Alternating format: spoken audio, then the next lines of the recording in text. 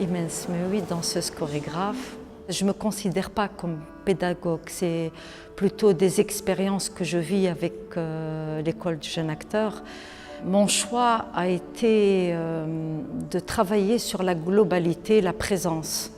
On commence beaucoup sur la structure osseuse, sur les articulations, de libérer un peu son corps par les appuis, le poids, centre de gravité, un peu le jeu aussi.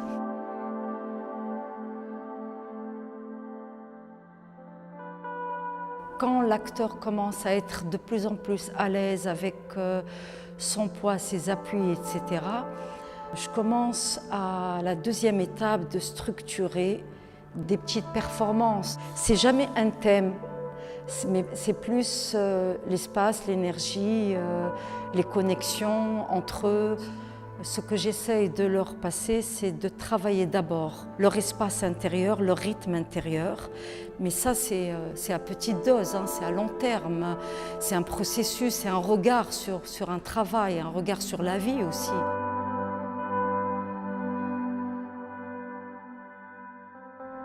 On travaille beaucoup sur le contact, comme contact improvisation. Et là, ça leur permet de voir est-ce qu'il s'appuie sur l'autre, sur lui-même, comment il trouve sa place, surtout parce que très souvent, on s'appuie beaucoup sur les autres.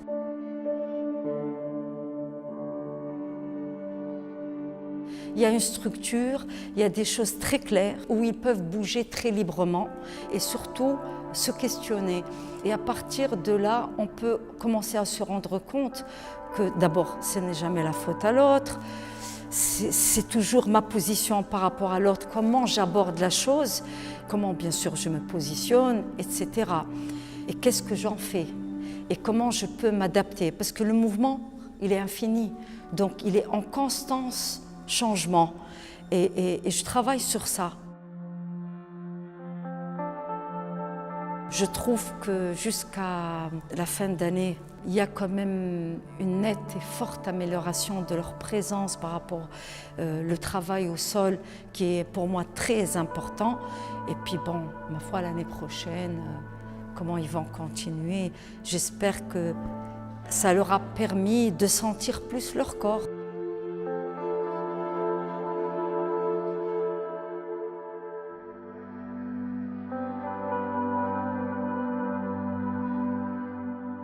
Maintenant, ils arrivent à creuser plus, à être plus avec eux-mêmes, à exister.